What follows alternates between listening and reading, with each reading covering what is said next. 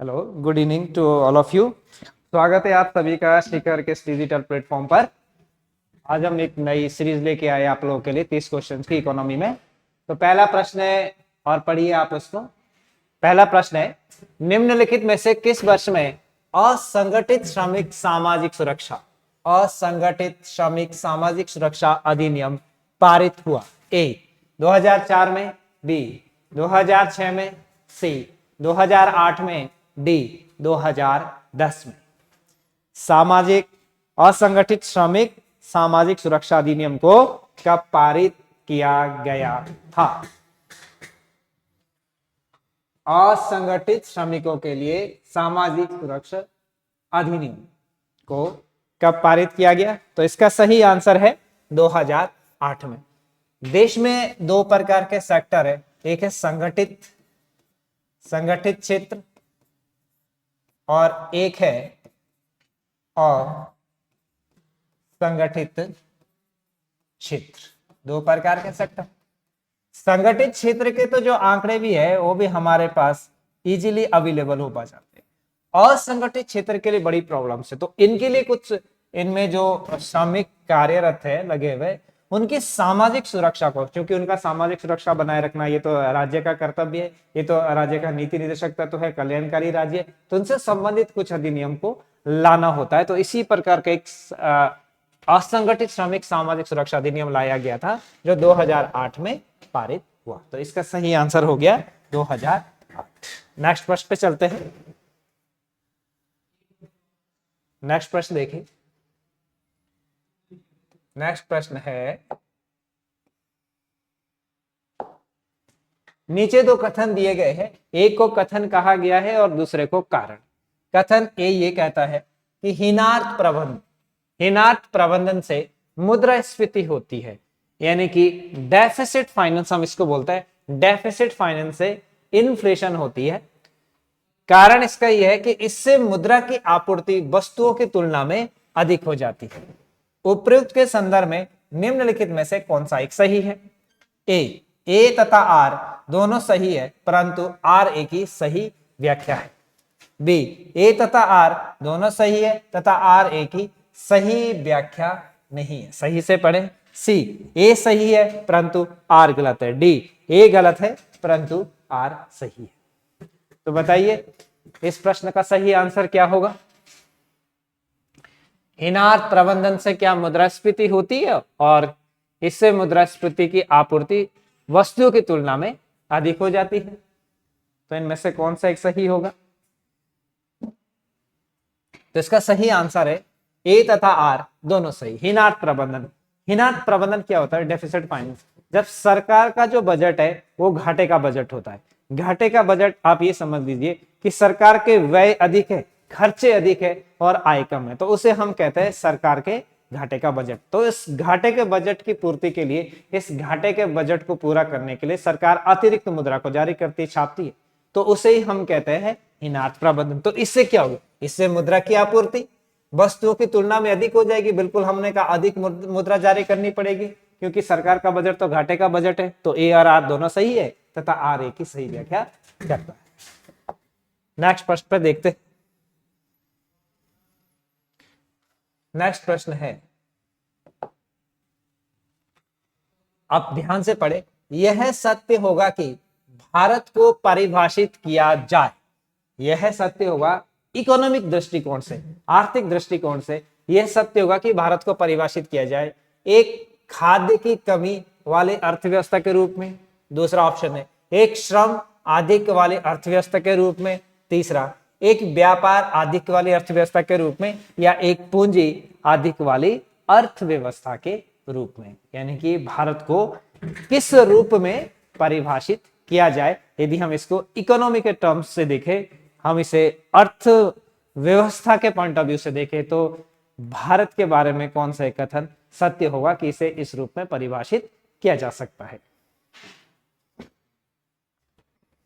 तो देखें, भारत को हम परिभाषित कर सकते हैं एक खाद्य कमी वाली अर्थव्यवस्था के रूप में। बिल्कुल खाद्य की कमी तो नहीं है, प्रोडक्शन तो हम यहाँ ज्यादा करते हैं हर खाद्य वस्तुओं का, बट हमारे यहाँ कंजप्शन भी ज्यादा है, इसलिए हम उसका बहुत ज्यादा बाहर निर्यात नहीं कर पाते हैं, तो ये तो सही नहीं है। एक श्रम आधिक्य वाली अर्थव्यवस्था के रूप में बिल्कुल सही है। यहां जो श्रम है, जो लेबर है, उसकी अधिकता है। आप कहीं भी चले जाइए, भारत के ज्यादातर क्षेत्र में श्रमिक आपको मिल जाएंगे, तो श्रम आधिक्य वाली अर्थव्यवस्था के रूप में हम इसको परिभाषित करते हैं। व्यापार आधिक्य वाली नहीं है और पूंजी आधिक्य वाली भी अर्थव्यवस्था नहीं है, तो इसका सही आंसर हो गया आंसर बी। नेक्स्ट प्रश्न देखते हैं। नेक्स्ट प्रश्न है, नेक्स्ट प्रश्न कहता है निजीकरण, प्राइवेटाइजेशन की निम्नलिखित में से कौन सी रीति सर्वाधिक सर्वांगीण और परिपूर्ण है? ए, लोक क्षेत्रक में निजी पूंजी का प्रयोग। बी, लोक उद्यम के प्रबंधन को संविदा पर निजी क्षेत्रक को सौंपा जाना। सी, मजदूरों को स्वामित्व और प्रबंधन का हस्तांतरण। डी, निजी क्षेत्रक को स्वामित्व और प्रबंधन का हस्तांतरण। निजीकरण, प्राइवेटाइजेशन को किस रूप में परिभाषित किया जाएगा? आजकल निजीकरण एक चल रहा है, हर देश में ही अब निजीकरण हो रहा है, धीरे धीरे प्राइवेटाइजेशन हो रहा है। जितने भी बड़े बड़े आप कंट्री देखते हो, विकसित देश देखते हो, ज्यादातर वहां पर निजीकरण ही है। भारत भी अब धीरे धीरे निजीकरण की प्रक्रिया की ओर आगे बढ़ रहा है। तो उस संदर्भ में निम्नलिखित में से कौन सा एक कथन सत्य होगा? तो यहां पर देखें तो निजीकरण की निम्नलिखित में से कौन सी रीति सर्वाधिक सर्वांगीण और परिपूर्ण है? तो निजी क्षेत्र का स्वामित्व और प्रबंधन, यहां जो अधिकार है वो निजी क्षेत्र का होगा, स्वामित्व निजी क्षेत्र का होगा, मैनेजमेंट भी निजी क्षेत्रों को हस्तांतरित कर दिया गया। 1991 के बाद भारत सरकार ने एलपीजी व्यवस्था को अपनाया। लिबरलाइजेशन, प्राइवेटाइजेशन, ग्लोबलाइजेशन, इसे हम कहते हैं एलपीजी। एलपीजी में हम क्या कर रहे हैं? हम प्राइवेटाइजेशन कर रहे हैं, यानी कि ज्यादा से ज्यादा क्षेत्र को हम प्राइवेट सेक्टर के हाथ में दे रहे हैं। उनका जो स्वामित्व, जो प्रबंधन हम उन्हें दे रहे हैं, उनको ट्रांसफर कर रहे हैं। और सरकार धीरे धीरे जो लगाए गए अपने जो वहां पर शेयर्स वगैरह है, वो सरकार वापस ले रही है अपने पैसों को। इसे हम विनिवेशीकरण भी कहते हैं, इसे हम डिसइन्वेस्टमेंट के रूप में भी जानते हैं। तो इसका सही आंसर हो गया निजी क्षेत्र को स्वामित्व और प्रबंधन का हस्तांतरण करना। नेक्स्ट प्रश्न देखते हैं। नेक्स्ट प्रश्न है, नेक्स्ट है विभिन्न देशों में कारोबारी सुगमता की तुलना के लिए डूइंग बिजनेस इंडेक्स रिपोर्ट निम्नलिखित में से किसके द्वारा जारी की जाती है? ए, अंतरराष्ट्रीय मुद्रा कोष यानी कि आईएमएफ के द्वारा। बी, विश्व बैंक के द्वारा। सी, विश्व व्यापार संगठन के द्वारा। डी, अंकटाज के द्वारा। तो बताइए डूइंग बिजनेस रिपोर्ट किसके द्वारा जारी की जाती है? Doing business report. तो यदि हम देखेंगे इसका सही आंसर हो जाएगा डूइंग बिजनेस रिपोर्ट विश्व बैंक, वर्ल्ड बैंक के द्वारा जारी की जाती है। इसका आंसर हो गया बी। नेक्स्ट पे हम चलते हैं। नेक्स्ट प्रश्न है, नेक्स्ट है भारत में थोक मूल्य सूचकांक का आधार वर्ष वर्तमान में क्या है? भारत में थोक मूल्य सूचकांक का आधार वर्ष वर्तमान में निम्नलिखित में से क्या है? 1991, 92, 2011, 12, 2001 और 2, 2015 और 16। थोक मूल्य सूचकांक, मुद्रास्फीति को हम, जो इन्फ्लेशन होता है, मुद्रास्फीति, तो मुद्रास्फीति को मापने के हमारे पास दो तरीके होते हैं इन्फ्लेशन के। एक है थोक मुद्रा स्फीति और दूसरा है उपभोक्ता मुद्रा स्फीति, है ना?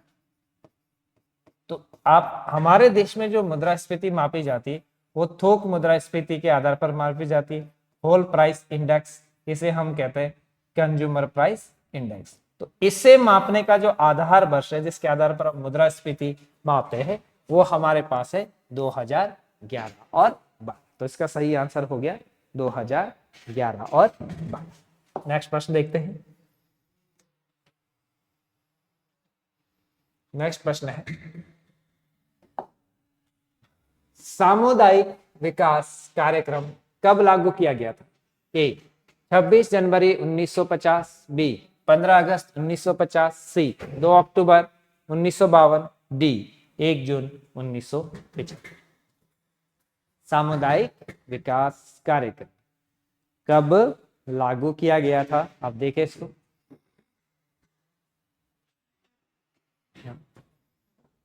इसका सही आंसर होगा सामुदायिक विकास कार्यक्रम लागू किया था 2 अक्टूबर 1952।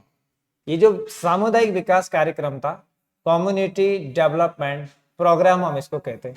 ये कम्युनिटी डेवलपमेंट प्रोग्राम अमेरिका के फोर्ड फाउंडेशन द्वारा लागू किया गया। फोर्ड फाउंडेशन द्वारा लागू किया गया। इस कम्युनिटी डेवलपमेंट प्रोग्राम को भारत में गरीबी निवारण के लिए लाया गया था। गरीबी समाप्त करने के लिए लाया गया था, गरीबी निवारण के लिए लाया गया। परंतु ये कम्युनिटी डेवलपमेंट प्रोग्राम बुरी तरह से असफल हो गया, बुरी तरह से असफल हो गया। ठीक है, इसी कम्युनिटी डेवलपमेंट की असफलता के कारण ही आगे जाकर 1956 में हमने भारत में 5 वर्षीय योजनाओं को लागू किया। 1951 में हमने फिर 5 वर्षीय योजना का कॉन्सेप्ट भी आगे जाकर हमने लाया था, जो 5 वर्ष का बनाया गया था। पहली 5 वर्षीय योजना 1951 से 1956 तक चली थी। इसी के कारण था कि हमें बाद में योजनाओं को 5 वर्षीय करना पड़ा, और जो योजना का कॉन्सेप्ट ही हमें यूएसएसआर यानी कि रशिया से लाना पड़ा था। इसके बाद हमने और भी कई सारे डेवलपमेंट प्रोग्राम आगे लागू किए। नेक्स्ट प्रश्न देखते हैं। नेक्स्ट प्रश्न है, नेक्स्ट है पीएम कुसुम योजना का उद्देश्य क्या है? ए सिंचाई के लिए किसानों की मानसून पर निर्भरता कम करना, बी ऋण के लिए किसानों के साहूकारों पर निर्भरता में कमी करना, सी भारत में फूलों की खेती का संवर्धन, डी किसानों को डीजल और केरोसिन पर निर्भरता समाप्त करना तथा पंप सेटों को सौर ऊर्जा से जोड़ना। तो पीएम किसान योजना काफी न्यूज़ों में रहती है। पीएम किसान योजना, वैसे भी हम किसानों की आय को दोगुना करना चाहते हैं, और किसानों की आय को दोगुना करने का हमारे पास लक्ष्य था 2022, जब अभी तक अचीव नहीं हो पाया है। इसी के संदर्भ में ये प्रश्न है। देखें यार, इसका सही आंसर क्या होगा? इसका सही आंसर है किसानों को डीजल और केरोसिन पर निर्भरता समाप्त करना तथा पंप सेटों को सौर ऊर्जा से जोड़ना। कुल मिलाकर हम ये देखते हैं कि पीएम कुसुम योजना जो शुरू की गई थी, कुसुम योजना, उसकी शुरुआत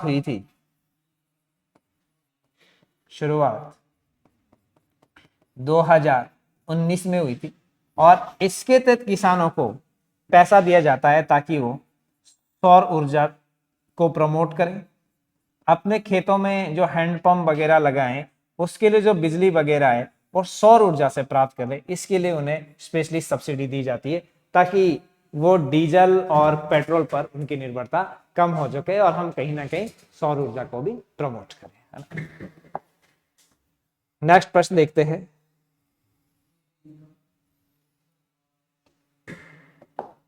नेक्स्ट प्रश्न है हमारे पास, यदि मांग में परिवर्तन के कारण मांग वक्र दाईं और पहली वाली कीमत पर पहुंच जाए तो मांग की मात्रा क्या होगी? ए कम हो जाएगी, बी बढ़ जाएगी, सी वही रह जाएगी, डी संकुचित हो जाएगी।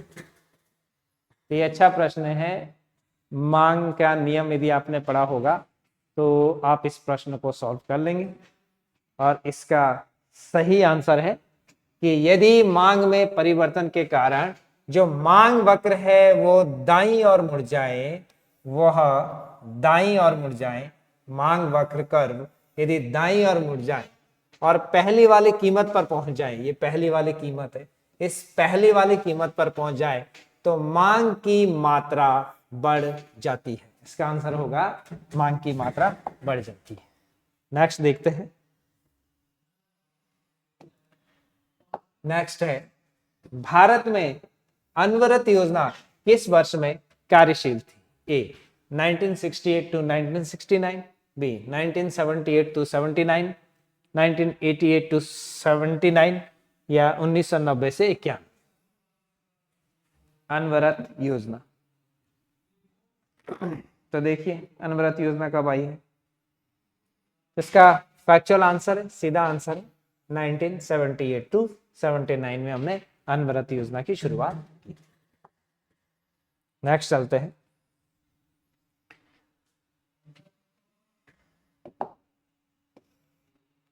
नेक्स्ट है, किसी अर्थव्यवस्था की सामाजिक आधारित संरचना के घटकों में क्या आते हैं?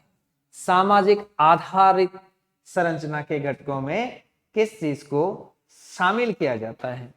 ए शिक्षा, उद्योग और कृषि, बी शिक्षा, स्वास्थ्य और अन्य नागरिक सुविधाएं, सी यातायात, स्वास्थ्य और बैंक, डी उद्योग, व्यापार और यातायात। किसी अर्थव्यवस्था की सामाजिक आधारित संरचना के घटक कंपोनेंट्स क्या होते हैं? ठीक है, सोशल कंपोनेंट्स उसके क्या होते हैं वो आपको देखना है। तो किसी भी अर्थव्यवस्था के जो सोशल कंपोनेंट्स है वो एजुकेशन होगा, स्वास्थ्य होगा और नागरिक सुविधाएं होगी। ये सामाजिक आर्थिक ऊपरी व्यय भी हम इसको बोलते हैं, इनको हम सामाजिक आर्थिक ऊपरी व्यय के नाम से भी जानते हैं। ऊपरी व्यय, सोशल इकोनॉमिक ओवरहेड्स हम कहते हैं। ये इसमें अलग अलग आते हैं, शिक्षा में, स्वास्थ्य में, अन्य नागरिक सुविधाओं में, तो ये सामाजिक आधारित संरचना के अंतर्गत आते हैं। नेक्स्ट प्रश्न हम देखते हैं। नेक्स्ट है, भारत में तृतीय क्षेत्र टर्शियरी सेक्टर में सम्मिलित है। नंबर 1 व्यापार एवं परिवहन, 2 वित्त एवं वास्तविक संपदा, वानिकी और मात्स्यिकी।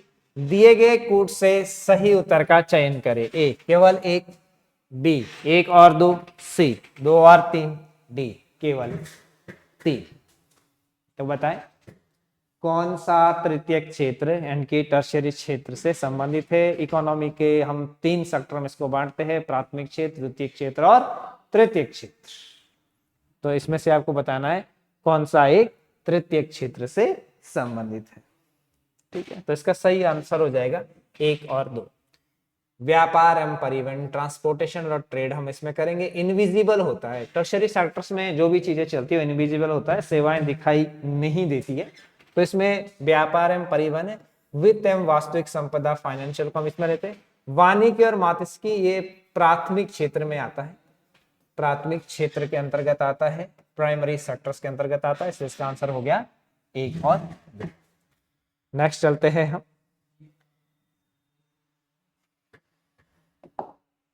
नेक्स्ट है हमारे पास, नरसिम्हन समिति ने देश में बैंकिंग ढांचा होगा, ही बैंकिंग ढांचे को कितने स्तरीय बनाने की संस्तुति की थी? 1 2 स्तरीय, बी 3 स्तरीय, सी 4 स्तरीय, डी 5 स्तरीय। ठीक है, तो नरसिम्हन समिति बैंकिंग सेक्टर से संबंधित समिति थी। 1991-92 में ये समिति बनी थी और इसने संस्तुति दी थी कि बैंकिंग ढांचे को 4 स्तरीय बनाया जाए। आंसर हो गया सी 4 स्तरीय। नेक्स्ट प्रश्न है,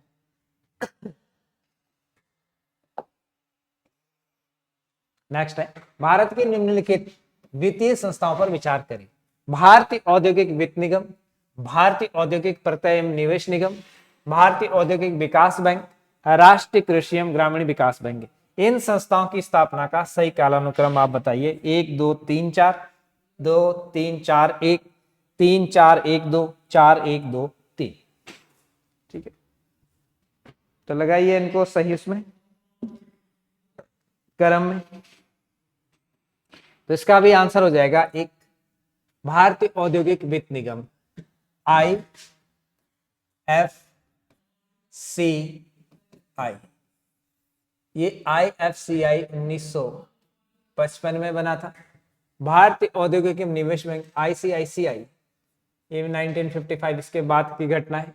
औद्योगिक विकास बैंक IDBI 1964 में बना है और नाबार्ड आपका बना है 12 जुलाई 1982। तो इसका सही आंसर हो गया 1, 2, 3 और 4। ठीक है, ICICI। ठीक,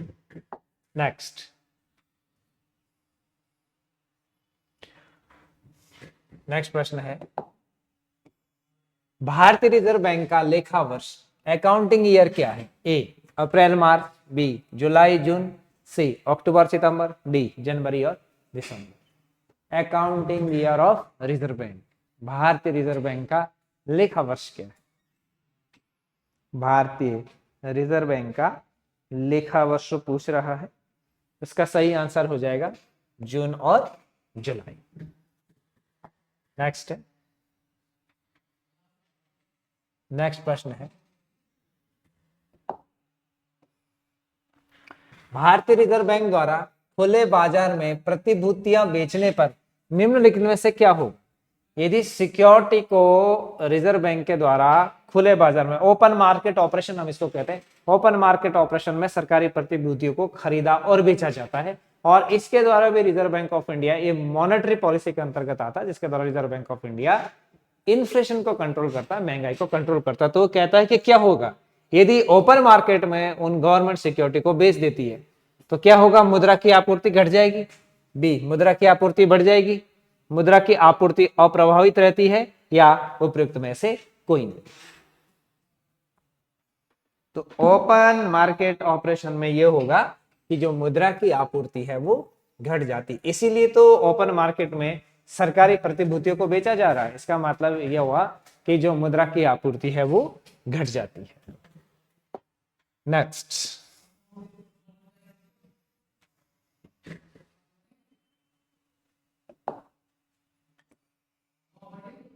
नेक्स्ट हमारे पास पूंजी बाजार तथा मुद्रा बाजार से, पूंजी बाजार मुद्रा बाजार से किस संदर्भ में भिन्न है?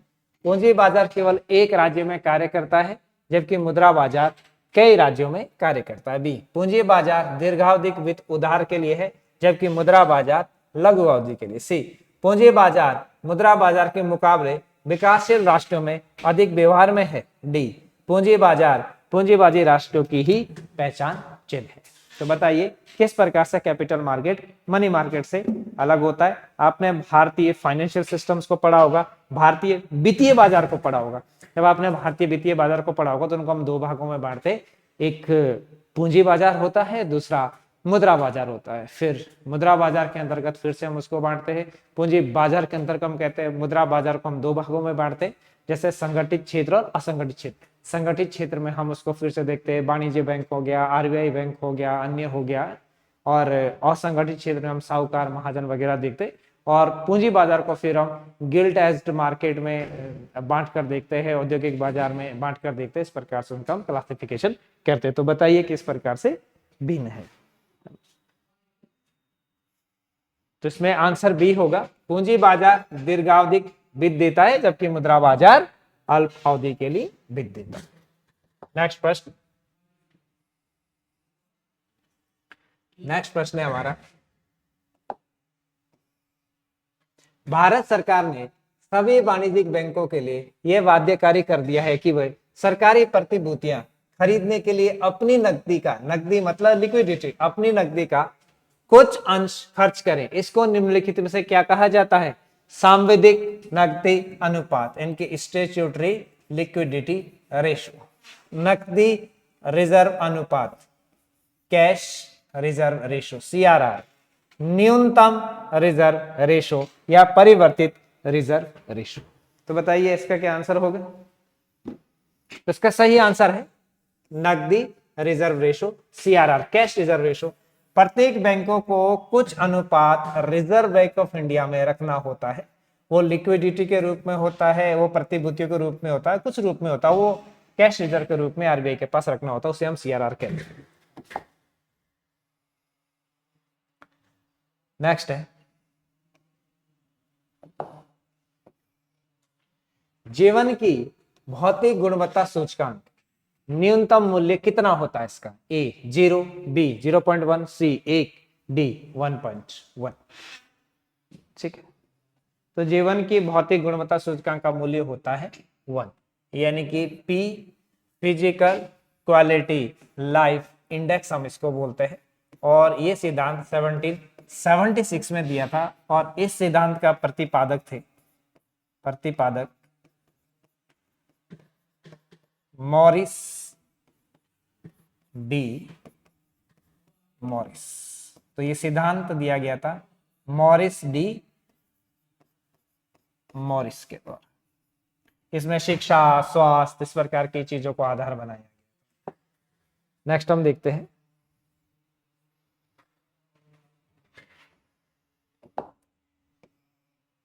नेक्स्ट है, भारत जैसे विकासशील देश के लिए लघु स्तरीय व कुटीर उद्योगों को मुख्यतः इसलिए प्रोत्साहन करना चाहिए क्योंकि वे ए संपत्ति का वितरण समान करते हैं, बी अधिक रोजगार के अवसर उत्पन्न करते हैं, सी कम लागत पर उत्पादन करते हैं, डी कम पूंजी विनियोग की अपेक्षा करते हैं। इनके भारत में क्यों जो है वो कॉटेज इंडस्ट्री को बढ़ावा देना चाहिए, उससे क्या हो जाएगा, क्यों हम बार बार कहते हैं कि कॉटेज इंडस्ट्री यहाँ पर बनाई जानी चाहिए।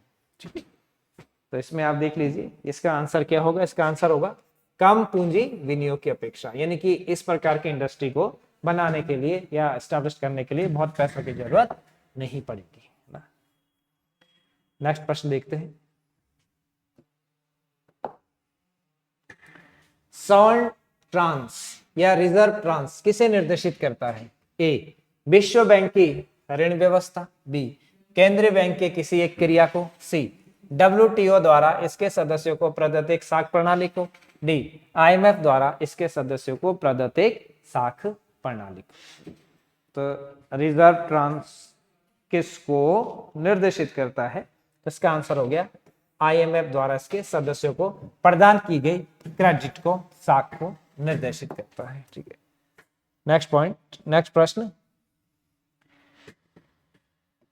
प्रश्न है, ये निष्पादन होगा, निष्पादन बजट यदि मैं इंग्लिश में कहूं तो परफॉर्मेंस बजट की अवधारणा कहां से ली गई है, ए जर्मनी से, बी फ्रांस से, सी यूके से, डी संयुक्त राज्य अमेरिका से। निष्पादन बजट की अवधारणा कहां से ली गई है, तो इसका सही आंसर है ये अवधारणा संयुक्त राज्य अमेरिका से ली गई। नेक्स्ट प्रश्न देखते हैं, नेक्स्ट प्रश्न है, सुपर बाजार क्या होता है, सुपर मार्केट क्या होता है, ए थोक विक्रय संगठन, बी फुटकर विक्रय संगठन, सी उपभोक्ता सहकारी संगठन, डी उच्च गुणवत्ता एवं बहुमूल्य वस्तुओं के विक्रय का संगठन। सुपर मार्केट आप नाम भी सुनते होंगे सुपर मार्केट का, तो ये क्या होता है, ये होता है फुटकर विक्रय संगठन से इसका तात्पर्य है। नेक्स्ट देखें,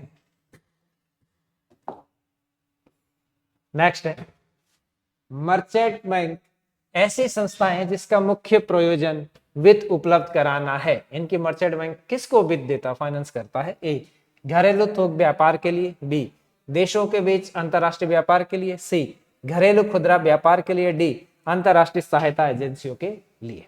है ना, तो मर्चेंट बैंक किसको वित्त उपलब्ध कराता है। ठीक है, तो मर्चेंट वित्त उपलब्ध कराता है देशों के बीच अंतरराष्ट्रीय व्यापार के लिए, ये वित्त उपलब्ध करवाता है। ठीक है, नेक्स्ट है,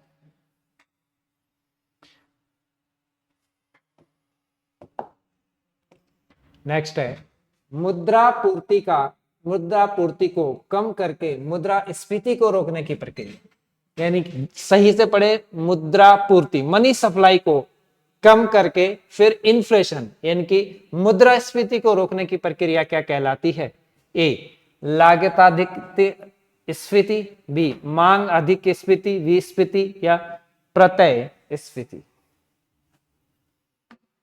तो दीजिए इसका आंसर, तो इसको हम कहते हैं विस्फीति। इसमें मुद्रा की पूर्ति को कम किया जाता है, मांग की तुलना में जितनी मांग है उस मांग की तुलना में सप्लाई को रोक दिया जाता है, जिससे मुद्रास्फीति को कम करना पड़े। क्योंकि मुद्रास्फीति में क्या होता है, मुद्रास्फीति में वस्तुओं एवं सेवाओं का मूल्य बढ़ता है, सेवाओं का मूल्य बढ़ता है, जबकि मुद्रा का मूल्य कम होता है, मुद्रा का मूल्य कम होता है, कम होता है।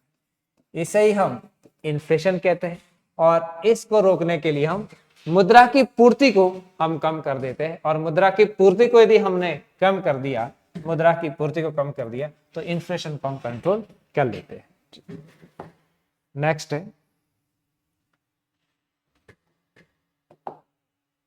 नेक्स्ट प्रश्न है, विदेश में वस्तुएं घरेलू विक्रय दाम से कम दाम पर बेचने को क्या कहते हैं? ए कूटनीति, बी भेदभाव, सी पाटना या डंपिंग, डी दोहरे दाम। विदेश में वस्तुएं घरेलू विक्रय दाम से, जो हमारे देश में दाम चल रहे होते हैं, उससे कम दाम पर बेचने को क्या कहा जाता है? ये बड़ा न्यूज़ों में भी रहता है, इसको हम कहते हैं डंपिंग। इसलिए विकसित देशों का मानना है कि भारत की जो वस्तुएं बड़े सस्ते दाम पर विदेशी मार्केट में बेची जाती है, तो उस पर एंटी डंपिंग लगाना चाहिए, एक प्रकार का टैक्स लगाना चाहिए। नेक्स्ट है, निवेश और बचत को बराबर रखने के लिए किसके स्तर में परिवर्तन किया जाता है? निवेश यानी कि इन्वेस्टमेंट, बचत यानी कि सेविंग को बराबर रखने के लिए किसके स्तर में परिवर्तन किया जाता है? ए खपत में, बी निवेश में, सी सरकारी व्यय में, जी आय। निवेश और बचत को बराबर रखने के लिए किसके स्तर में परिवर्तन किया जाना चाहिए भाई? तो सीधा सा है, ये आय के स्तर में, इनकम के स्तर में परिवर्तन किया जाना चाहिए। नेक्स्ट प्रश्न है,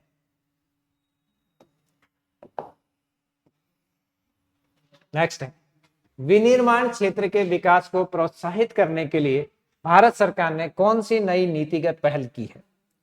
राष्ट्र निवेश तथा विनिर्माण क्षेत्र की स्थापना, दूसरा एकल खिड़की मंजूरी सिंगल विंडो क्लियरेंस की सुविधा प्रदान करना, तीसरा प्रौद्योगिकी अधिग्रहण तथा विकास कोष की स्थापना। नीचे कोटों के आधार पर सही उत्तर चुनिए, केवल 1, बी 2 और 3, सी 1 और 3, डी 1 2 और 3। मैन्युफैक्चरिंग सेक्टर को बढ़ाने के लिए सरकार क्या कर रही है? तो मैन्युफैक्चरिंग हब हम बनाना चाह रहे हैं, make in India, skill in India, इस प्रकार के तमाम प्रकार के हमने जो कार्यक्रम चलाए हैं, उसका यही है कि राष्ट्रीय निवेश तथा विनिर्माण की स्थापना, एकल खिड़की, प्रौद्योगिकी अधिग्रहण, डी इसका आंसर ये सभी अपनाने होंगे। नेक्स्ट प्रश्न देखिए, नेक्स्ट है, केंद्र सरकार की EPCG योजना का संबंध निम्नलिखित में से किससे है? ए दूरसंचार से, बी बीमा से, सी बैंकिंग से और डी विदेशी व्यापार से। तो केंद्र सरकार की एक्सपोर्ट एक प्रकार का प्रमोशन यह है, तो इसको विदेशी व्यापार को बढ़ावा देने के लिए इसका निर्माण किया गया है। चलिए आज का लास्ट प्रश्न देखिए, लास्ट प्रश्न है, शंघाई सहयोग संगठन का शिखर सम्मेलन जिसमें भारत को पूर्ण सदस्य के रूप में शामिल किया गया, वह कहां संपन्न हुआ था? ए उफा में, बी दुशांबे में, सी ताशकंद में, डी अस्थाना में। ठीक है, शंघाई सहयोग संगठन का भारत पूर्ण सदस्य बन गया, भारत और पाकिस्तान दोनों ही सदस्य बने थे। ये अस्थाना में हुआ था, ये मिडिल कंट्री में पड़ता है, मिडिल ईस्ट कंट्री में एक है अस्थाना, वहां पर ही सम्मेलन हुआ था 2017 में। तो 2017 में दो नए जो देश इसके सदस्य बने थे शंघाई के, एक भारत बना था और दूसरा पाकिस्तान बना था, पाकिस्तान है ना। शंघाई सहयोग संगठन, शंघाई कोऑपरेशन की जो स्थापना है वो 1996 में हुई थी। 1996 में इसको शंघाई 5 कहा जाता था, शंघाई 5 कहा जाता था। 2001 में इसका नाम शंघाई सहयोग संगठन किया गया और 2017 में भारत इसका पूर्ण मेंबर बना। ठीक है, इसी के साथ ये सीरीज समाप्त होती है, मिलते हैं नेक्स्ट वाली सीरीज में।